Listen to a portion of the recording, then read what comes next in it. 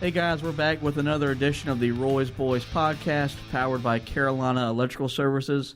For all your Carolina Electrical Services needs, please call Jacob Marlowe at 704-320-7357. Going to welcome in my co-host, as always, Anthony.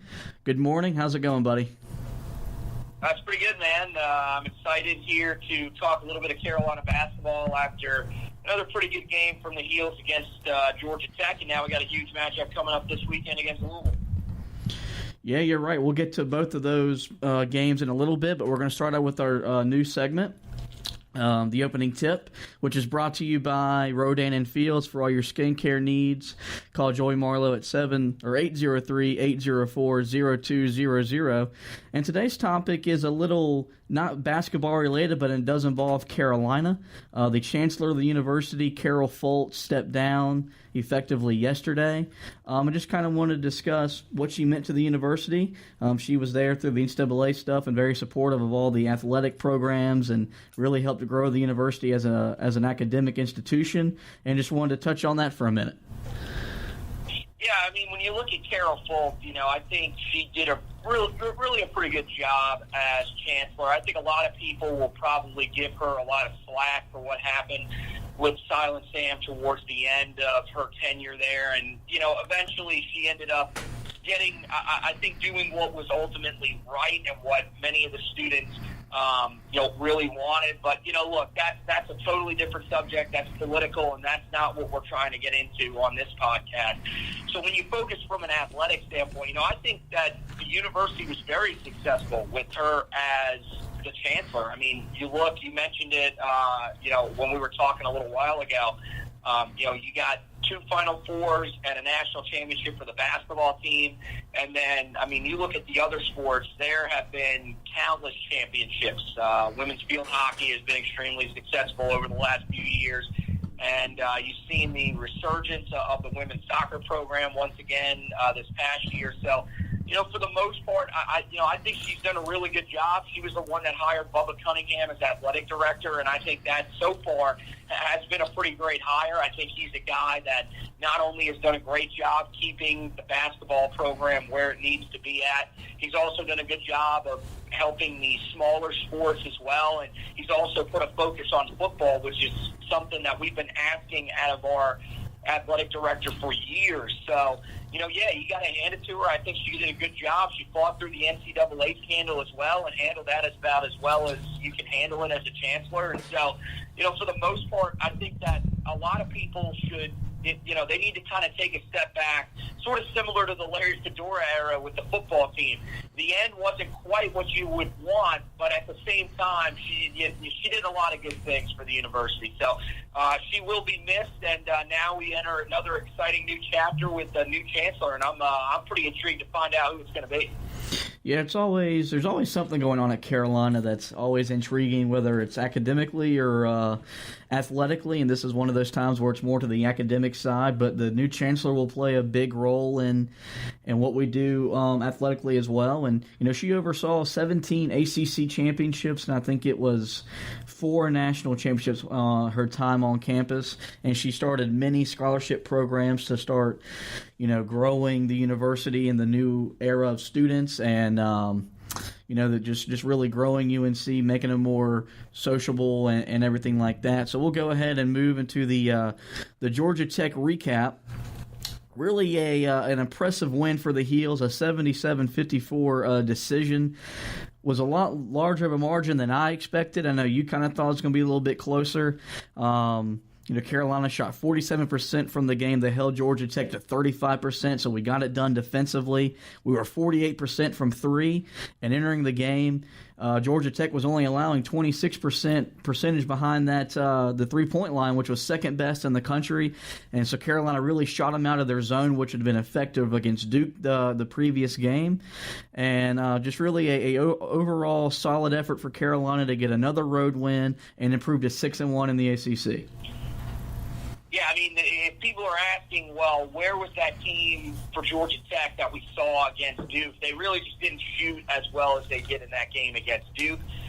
There were a couple of chances inside early on that Carolina let up, and Georgia Tech simply just wasn't able to finish at the rim. So, part of it was that they really struggled, but part of it was also that Carolina really just had a fantastic game defensively. It looked like it was one of the first times all year where every single guy that stepped on the floor was active and ready to go.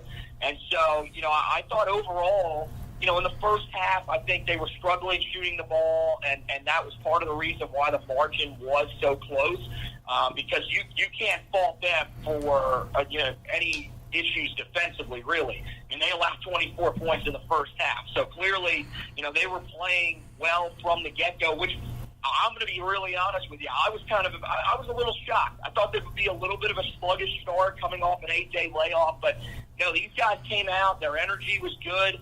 And, I think overall, they end up doing pretty much exactly what they did in the game against Virginia Tech, where in the first half they were allowing some decent looks, but at the same time, these ones weren't going home. But in the second half, mainly, that's where the similarities were at, where all of a sudden the three-point shooting got hot.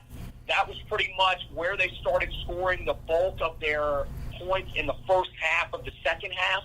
And, they just ran away. I mean, at one point we were up 30, and now, you said that 6-1 with a 77-54 win. And, I mean, look, this is the thing. I know that maybe these opponents that we played so far aren't really all that impressive, and people will say that.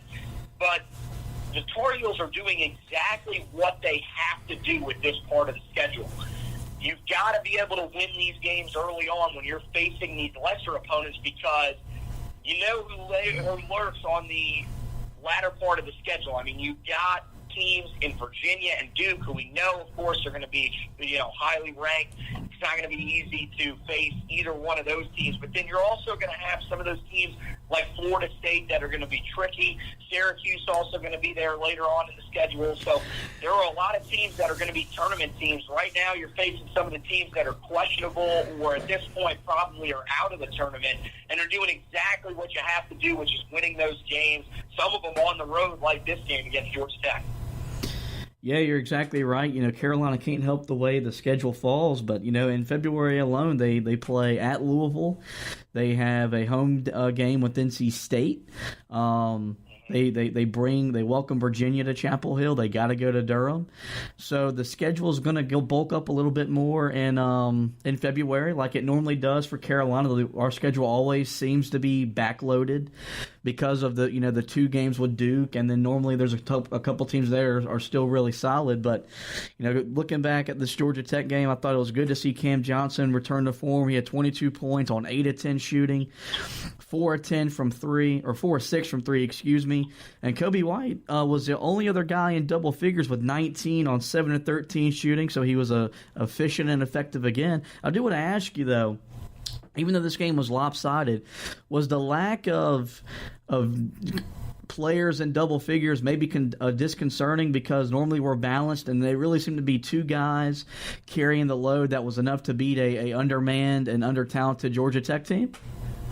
I mean, you hit it right on the head right there. Pretty much for Carolina, the game plan is have everybody find their points, and then if there's one or two guys that sort of break away and lead the way for Carolina, then that's what you got to have happen. And that's exactly what happened the other night.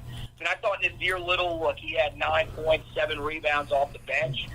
And look, I mean, that's not where he was at in some of the previous games, but at the same time, I thought overall it was a pretty good effort from him, and I thought he played well. I thought, you look at the two guys that had the best nights, that's all you really needed on a night where Georgia Tech scored 54 points. That's the other thing that you've got to look at.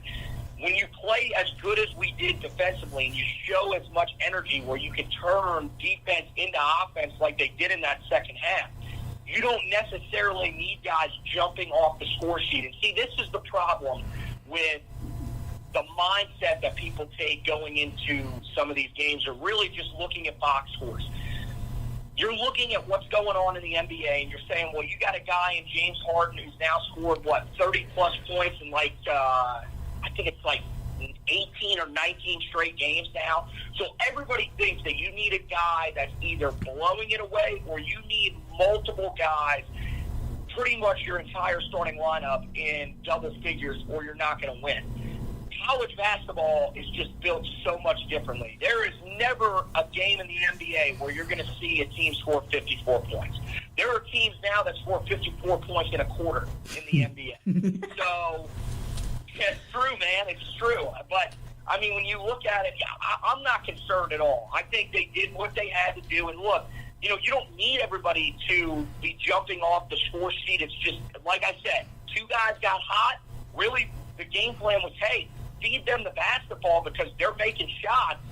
And, look, I don't want Kobe White saying, hey, well, I'm going to finish with 11 because I got to make sure that I find Luke May so he can finish in double figures. No, drive the floor and finish at the basket. So I thought I'm not concerned at all with the fact that we didn't have guys in double figures, because it seems like in the games where we need them to step up, where other teams are shooting a little bit better against us, like Gonzaga, and there have been a few other games like NC State. Those are where you see some of these other guys for Carolina step up, and those are the games where just about everybody in the starting lineup are in double figures. This game, if anybody's concerned about the fact that not everybody's in double figures, then you need to take a look at what type of game we played, because that just wasn't the type of game that we were playing the other night. We knew that Georgia Tech was going to slow us down. You mentioned that they're a zone-heavy team that's built to slow down faster offenses. And the other thing that Georgia Tech does very well, they hold the ball late into the shot clock. Now, that didn't really work out that well for them, and that ends up leading to some bad looks, which they had for most of the night offensively. But that's their game plan. Shorten the game and find a way to make enough shots to win the game, because, frankly, they just don't have enough talent to keep up with the rest of the ACC. So I'm not concerned at all. The only thing that may have been a little concerning to me would be the fact that we only had a +5 edge on the glass. But, I mean, at the same time, look, we won the game by 23. I mean, how angry can you really be? Yeah, we are going to touch about the the rebounding disparity or lack thereof. This was a team that entering the game only averaged 34 rebounds compared to 43 for Carolina. And it just, I know we shot a really good percentage, but we weren't on the boards like we normally are, like we need to be. But in a game like that, when you've got Louisville coming up, and you had a blowout win, and the game was pretty much over about the under 12 mark of the second half, this allows Roy Williams, who was very unhappy with his team and his rebounding, to be harder on these guys heading into Louisville, to keep them focused on edge, because this was a team that they should have dominated on the glass. The effort just wasn't there for a full 40 minutes, and I get that once the game's over, you're gonna relax a little bit and not play as hard, and that's fine. But at some point, that's going to come back to bite you in the butt, maybe this Saturday at Louisville. And so I do think we'll see a much better rebounding effort Saturday. At least I hope so, because this Louisville team, and we'll go ahead and just transition into the Louisville preview, they kicked our butts on the glass in the first game in January, out-rebounded us 40-31. And, that was a big part of why we never got into the game, and a big reason why they came in and got an 83-62 win in the Smith Center. Yeah, no, you talked about it. I mean, the effort in that game really just wasn't there. I mean, that's a pretty spot-on analysis. So, yeah, no, I mean, I think that Carolina's got to show that they are the better rebounding team, that they're bigger. And here's the thing about Louisville, they're very similar to us in the fact that they're really not all that big at all.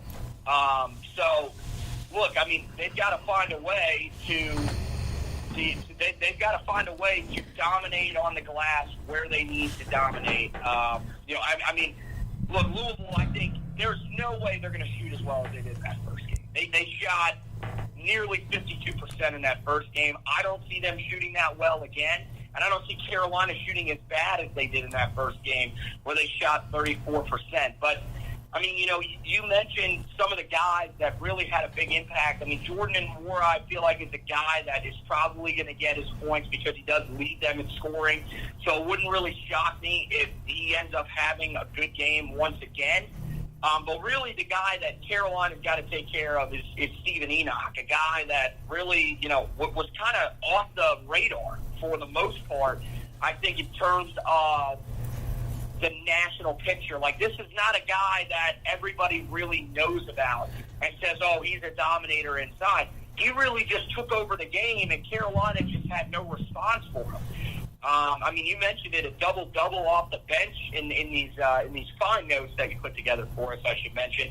But, yeah, I mean, it's really that simple. Just find a way to out-rebound these guys. And, look, I'm going to tell you right now, there is no way that there is not going to be energy in this game from Carolina. They remember what happened the last time. You talked about it on the last podcast that Hubert Davis said on the coaches show, I think it was last Monday, that this game means about as much as just about any other game outside of Duke right now in ACC play, because what happened in that first game is not going to happen in this second game. So I don't think that the rebounding margin should be all that much of a concern unless they really come out and are struggling on the glass again. I think that was an off game from them. I mean, everything about that game was just that was one of the weirdest games that I think I've ever watched from a Tar Heel perspective, because you're kind of just sitting there like nothing's going our way. We're not able to put together any sort of run. And, I mean, maybe it's just me, but I don't see that happening again. Yeah, the fun thing about conference play is when you have a game like you had against Louisville the first time, and you get to play them again, now you get a chance to correct all that.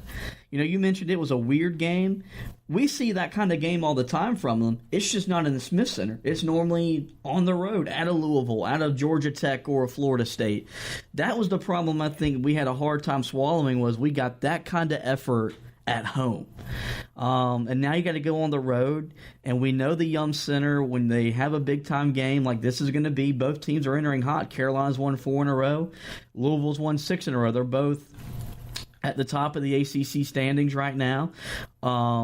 This game has, seed implications for the NCAA tournament right now, ACC standings. So there's going to be a lot of energy in that building.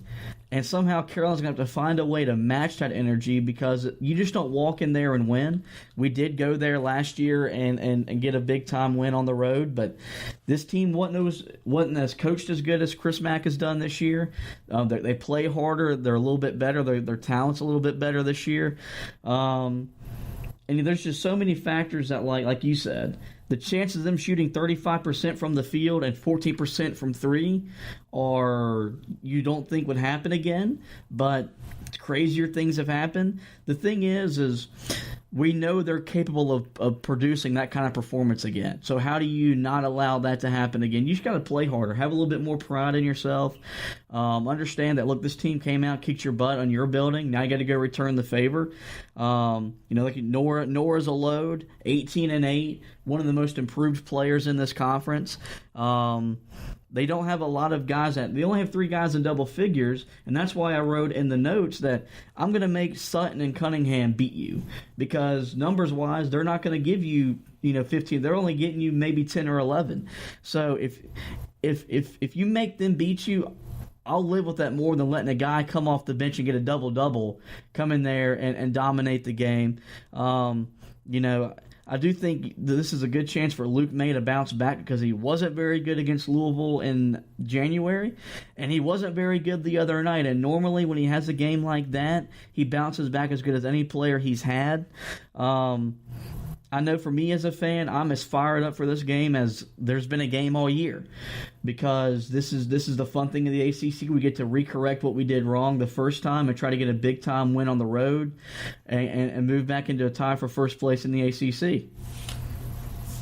By the way, we need to apologize to Louisville. Remember in the first Louisville preview when we said that we didn't think Louisville was going to be all that good? They were a year away from making the tournament. We didn't know if the talent level was still all that great. Yeah, we were dead wrong on that. We were not even close to right on that. So we apologize to Louisville. You mentioned make Sutton and Cunningham beat you. That's a little bit of a dangerous proposition because we tried to do that a little bit last time. Now, I guess if you subtract the performance from Enoch, maybe, but I mean, Sutton had a really good game last time, and that really helped Louisville. I mean, he was great offensively and defensively. And Cunningham, I know, finished with 10 points as well. So, I don't know.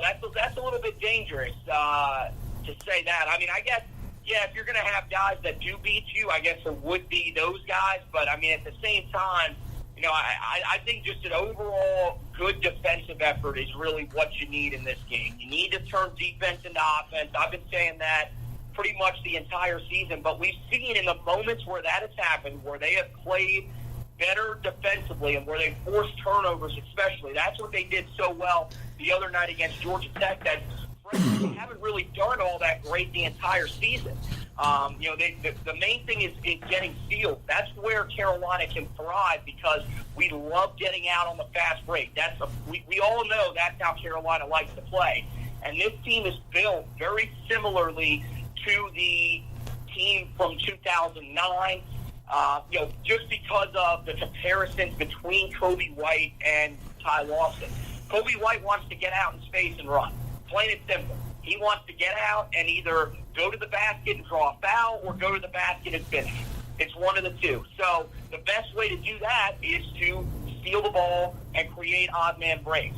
I think that's going to be what they're going to look to do because in the first matchup against Louisville, there was no tempo. Everything was dictated by Louisville, and that's the other thing that Carolina's got to make sure of. Louisville, look, they're not going to back off. Just because you may think, okay, you know, they beat us the first time, maybe they're satisfied with that. They're not, because as you can see, clearly they were doubted by just about everybody in the country. And there were a lot of people that didn't think this team would make the tournament. So they're going to want to show once again that, look, you know, we're not a team that you can just pass by and say, oh, well, you know, they're having a good season, but they're going to exit the tournament early.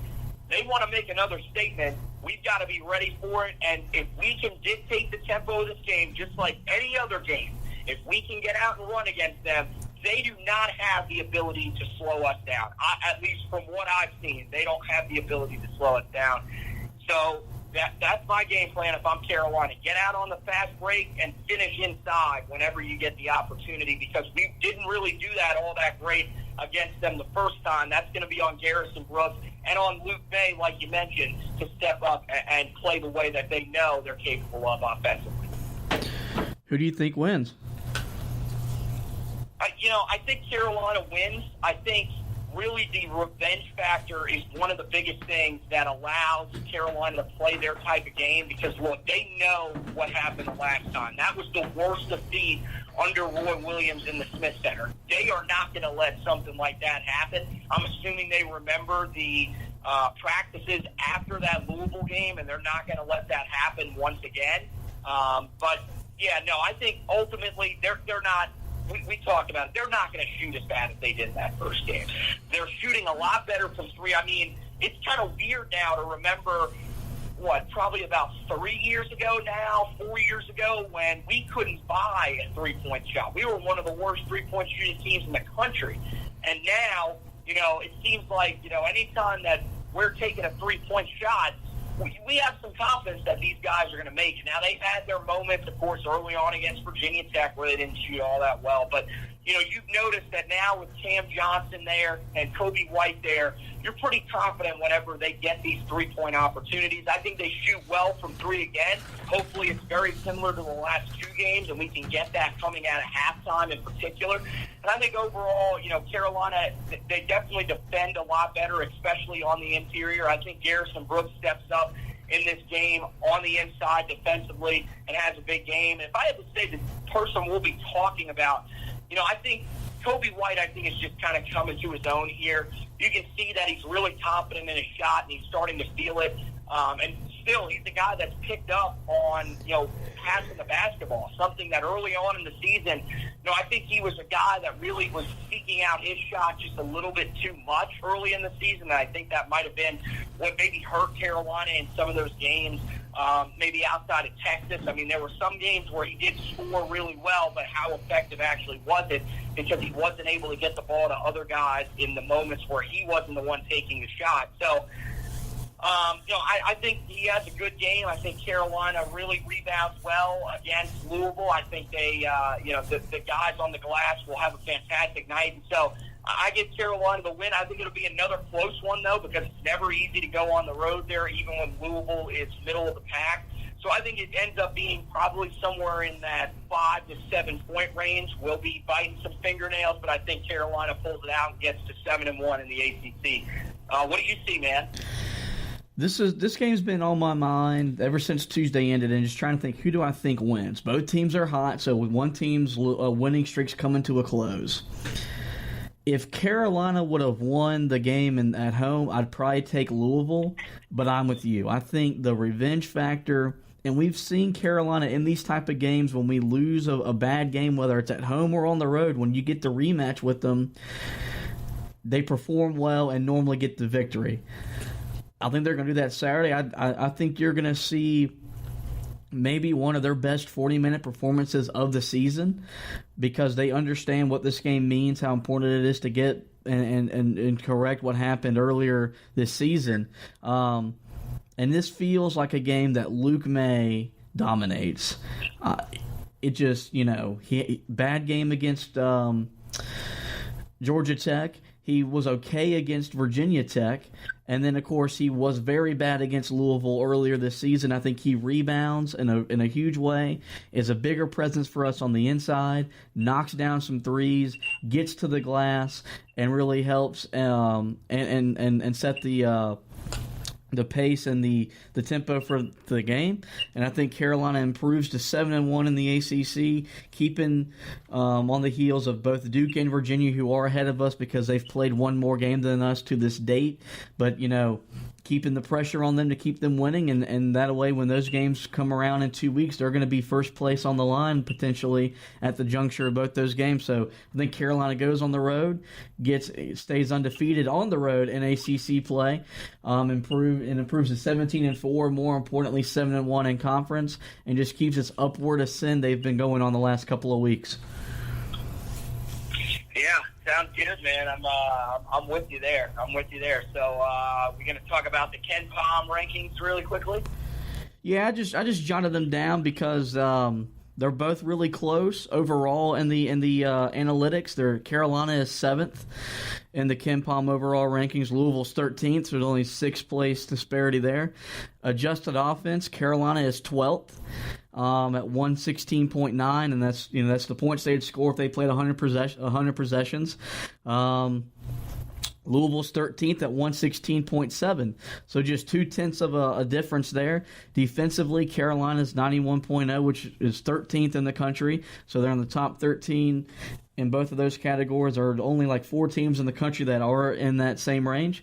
And Louisville is 24th with 93.3, so they're not as good defensively as Carolina is analytically, but, they have the potential to get you in the half court and make this game ugly, and I just think, the tempo of this game is really going to dictate the winner. If Carolina can get on the break and get some easy buckets and get out of the half court, I think it increases their chances to win, and that's what I think we'll see on Saturday. So that's the Ken Pom ranking, and we'll go ahead and move into the next segment of the podcast.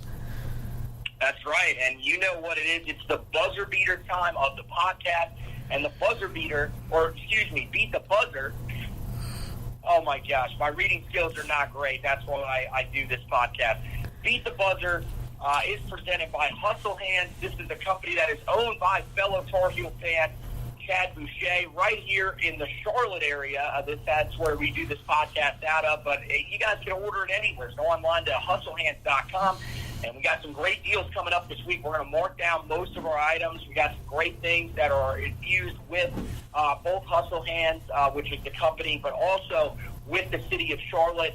And that's going to be some of the things that we're going to hammer over the next couple of weeks. Of course, with the big tournaments that will be coming to town. CIAA, of course, comes to town. The All-Star Game will also be here this year, so that's going to be fantastic. So keep an eye out for all that great stuff. HustleHands.com. That's www.hustlehands.com/shop to get all of your Hustle Hands needs. Also, check out the Hustle Hands TV Worldwide podcast that's done every Wednesday by myself. I'm named DJ Packy on that show. That's my alias for that show. And then Jay Sharp, that's my co-host, Jameson Sharp. So go ahead and check that out for us, guys, and like the page if you like what you see. But we'll turn back and, of course, focus on this podcast here. And, buddy, what do we have for this week's Beat the Buzzer? We got some fun little nuggets. After the win over Georgia Tech, Carolina head coach Roy Williams broke a tie with former Maryland coach Gary Williams with wins in ACC play. It was Roy's 211th, which puts him behind only Duke's Coach K and his mentor Dean Smith. So in only his 16th year, he's already won 211 games. That number is going to continue to climb. So he's just been really sharp in conference play. We're going to touch on Leaky Black suffered an injury during the Georgia Tech win.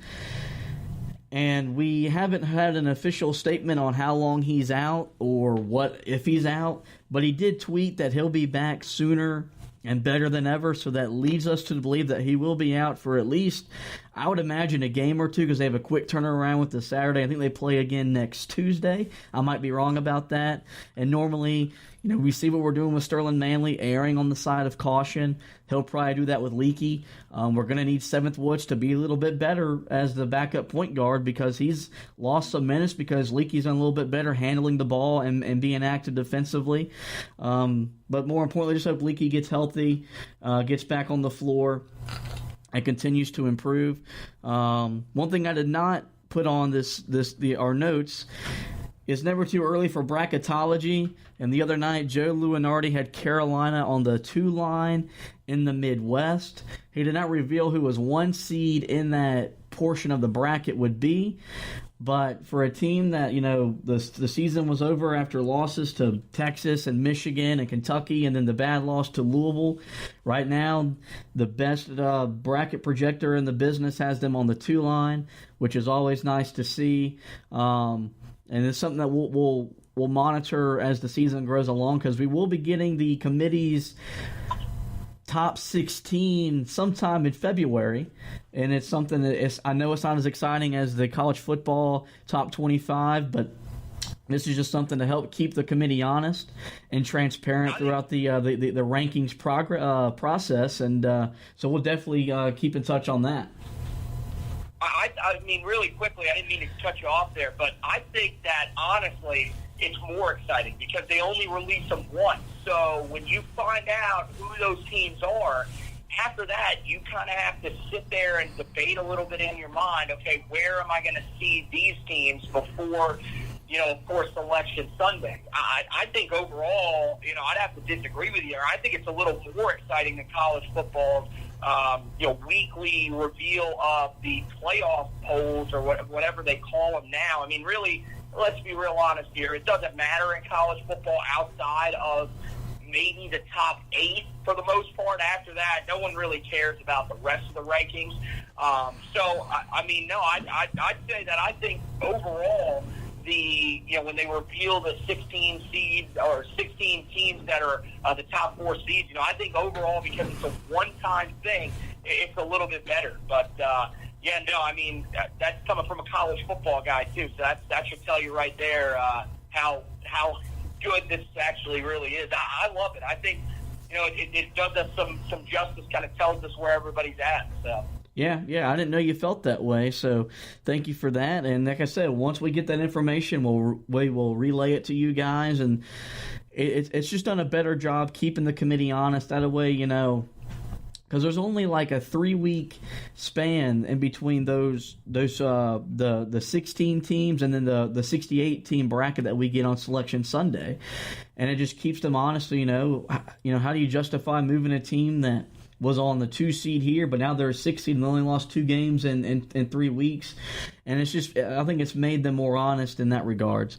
Lastly, Sunday is Super Bowl Sunday, arguably the best sports day of the year. It's one of my favorite days of the year. I know it's yours as well. So I thought it'd be fun for us to give our predictions on who wins the game and why. I'll go first.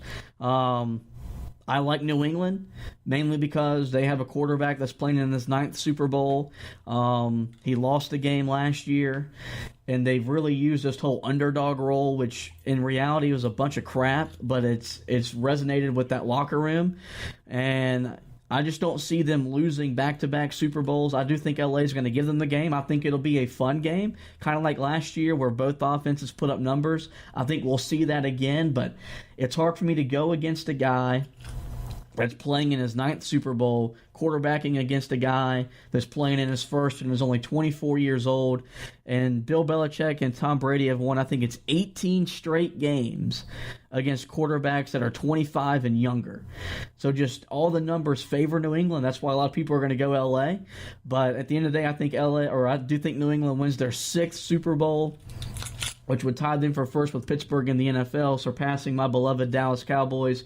And Tom Brady just continues to cement his legacy as the greatest quarterback in the history of the NFL. Yeah, you brought up some great points there. In case anybody doesn't know, I am taking New England, and apparently most people think that I am a New England Patriots fan. I am not. I am a Tom Brady fan. I do like Tom Brady. I think, and this was brought up on one of the local radio stations around here on WFSD when they were interviewing Brian Urlacher the other day. He pretty much said, look, there was a time where I really didn't like New England. I think everybody just hated him. But he said at this point, we've gotten to the point where you just have to respect what he's done. And everybody says that they want a piece of New England because they're going to beat New England. Here's the thing, go out and do it at this point. You can't really hate on Tom Brady because he's this successful. It's just no one can beat them. No one has stepped up to the plate and actually beat this team the way they always say that they're going to. This game is another game where I feel like you're right. A lot of people really like the Rams. A lot of people really like their defensive front. That's where a lot of people think this game will be won for the Rams. They think they're going to dominate that offensive line for New England. That's just, I don't see that happening. I think that Dante Scarnecchia has done a fantastic job with this group. He's one of the better coaches in all of the league that people really just don't talk about because he's an offensive line coach. This group right now is playing about as good as you would hope an offensive line would be playing going into a Super Bowl. I think really one of the main things that people got to realize about this game, I think Goff will have a pretty solid game, mainly because look at the group that he has around him. And his receiving core is one of, if not the best in the NFL right now. Robert Woods has been fantastic, pretty much starting to fulfill the legacy that we thought he could have in the NFL when he came out of USC. Brandon Cooks, again, having another good season as well. And then you sprinkle in, they had Cooper Kupp. Now he's gone. Josh Reynolds comes in, and he's filled that void pretty well. I think this is going to come down to who runs the ball better. And most people would say right away, well, that means that the Rams will win this game. No, I don't necessarily think that's true. Todd Gurley hasn't really been the same the last few weeks since coming back from the injury. Some wonder if he still is trying to fight that injury off just a little bit. I think he probably still is. And then C.J. Anderson, really up until the NFC Championship game, was running the football very well, but you saw in the NFC Championship game that New Orleans was able to slow him down. I think New England's run game right now is arguably just as hot as LA's was heading into that New Orleans game, if not maybe even a little hotter. I think Sony Michel, Rex Burkhead, and James White have a pretty good game. James White, I think, is going to be the guy that will be catching the ball a little bit more than he's running the football. But I think ultimately they put it in the hands of Sony Michel and Rex Burkhead, and that will allow Tom Brady to open up the intermediate to deep passing game. Give me the Patriots. I got a 34-27, and Tom Brady wins the 6th ring. If anybody doesn't think he's the GOAT, I don't know how to help you. And, the New England right now, clearly, in my opinion, is the best franchise in NFL history as of the moment. Okay, all right. So there you go. There's our Super Bowl predictions. I know we're making plans to hang out and have a watch party together and enjoy Super Bowl Sunday. Looking forward to that. Is there anything else you want to get out before we shut this podcast down, or how about go ahead and just promote the football blog and podcast, because you got a pretty big week coming up with signing day right around the corner. Yeah, you mentioned it. Signing day's coming up, so that means Wednesday is going to be hectic. The Eagles have around, I guess it's 3 or 4. I guess it's kind of up to you on where you think that they sit in one of their key battles, but go ahead and check it out. We're going to have a signing day primer that we're going to put out, and that'll probably come out either Monday night or Tuesday morning, so you guys can have sort of one day to look through, get all the information on all the guys to keep an eye on. We're also going to do a podcast on Monday. We did the podcast during last week, but unfortunately we had some technical difficulties. Hopefully those will be resolved this week. I think they are, because we're going to do it at a different location. So all those things should be set aside, and we should be able to sort of focus on getting that done. It'll be a little bit of a shorter version, but we're also going to have Jacob Turner from Tar Heel Illustrated, who's going to come on as well, and he'll give you a little bit of information on all those guys, and we'll talk a little bit with him. So, yeah, check that out. Check out the blog also for some things on all the guys that are in the draft process right now. You got Anthony Ratliff-Williams, who headlines the group, but you can take a look at where everybody sits following Shrine Bowl, the Shrine Game, and Senior Bowl week. So some great stuff going on there. Of course, the podcast now up to 70 episodes the next time that we do it, so currently sitting at 69. But, some great stuff there going on right now. Of course, the website up as well, heeltoughblog.com, if you guys want to check that out. But, you got some stuff going on the Royce Boys blog website as well, man. Yep, I'll have a preview out of tomorrow's game sometime either today or first thing tomorrow morning, and working on some stuff in the works as we get closer and closer to the first Duke game, trying to line up some guests to come on and talk some Carolina basketball and some other college basketball stories as we get closer to March Madness. I want to encourage you to subscribe to this podcast. You can find us on Spreaker, iTunes, and Spotify, and the blog is on Facebook, Twitter, or Medium.com. I think that's all we're going to have. Anthony, thank you for joining me. Guys, thank you for listening. Go Tar Heels.